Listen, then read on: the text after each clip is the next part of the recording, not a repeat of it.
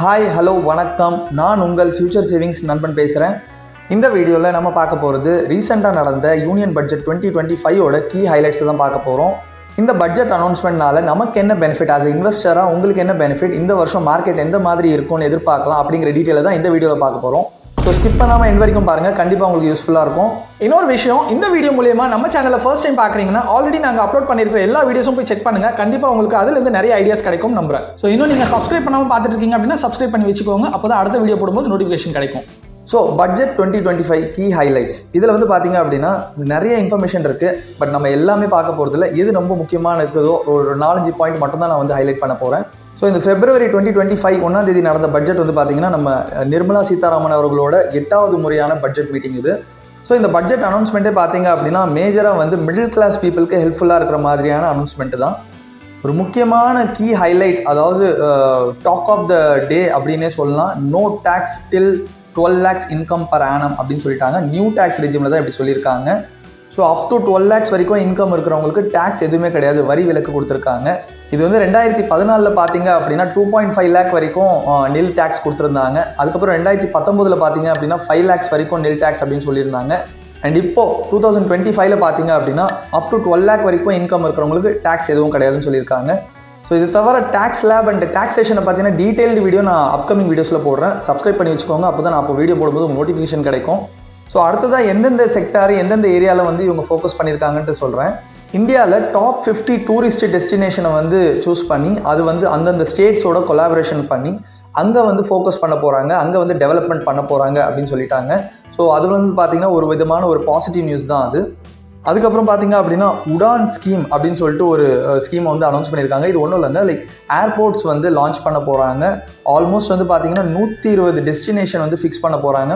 So அதில் பார்த்தீங்கன்னா அடுத்த 10 வருஷத்தில் 4 கோடி மக்கள் பேசஞ்சர்ஸ் ட்ராவல் பண்ணக்கூடிய அளவுக்கு இந்த ஏர்போர்ட்ஸ், சின்ன சின்ன ஏர்போர்ட்ஸ்லேருந்து பெரிய ஏர்போர்ட்ஸ் வரைக்கும் பில்ட் பண்ண போகிறதா சொல்லியிருக்காங்க. முக்கியமாக பார்த்தீங்க அப்படின்னா பீகாரில் க்ரீன்ஃபீல்டு ஏர்போர்ட்ஸ் பண்ண போகிறாங்க. அண்ட் பட்னாவோட ஏர்போர்ட் கெப்பாசிட்டியை இன்க்ரீஸ் பண்ண போகிறாங்க. அடுத்தது என்ன சொல்லியிருக்காங்கன்னு பார்த்தீங்கன்னா நேஷனல் மேனுஃபேக்சரிங் மிஷன் அப்படின்னு சொல்லிட்டு ஒரு ஸ்கீம் சொல்லியிருக்காங்க. அது ஒன்றும் இல்லைங்க, லைக் கவர்மெண்ட் செட்டப் பண்ண போகிறாங்க நேஷனல் மேனுஃபேக்சரிங் மிஷன் சொல்லிட்டு to boost Indian production of leather.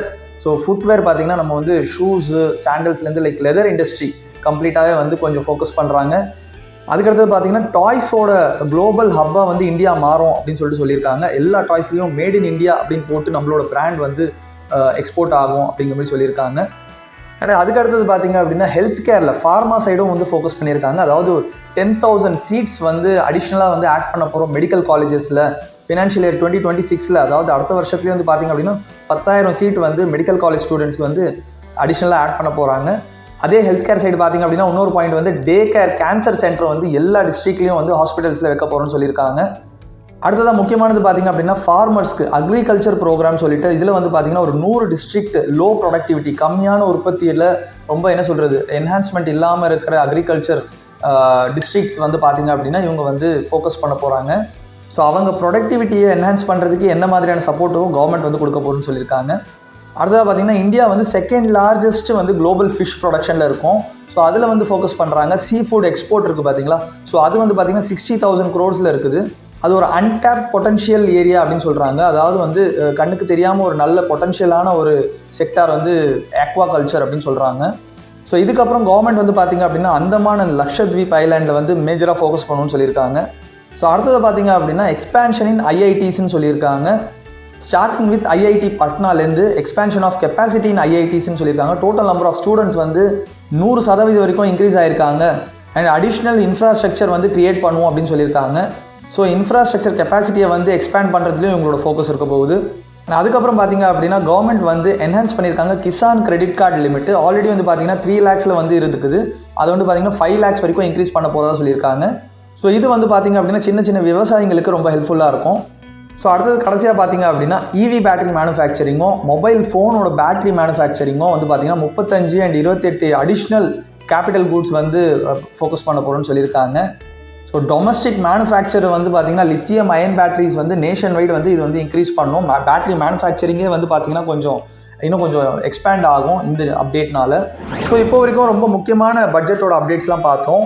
இப்போ மார்க்கெட் வந்து பார்த்தீங்க அப்படின்னா ஷேர் மார்க்கெட் வந்து இதுக்கப்புறம் எப்படி இருக்கும் அப்படிங்கிற கேள்வி எல்லாருக்குமே இருக்கும்.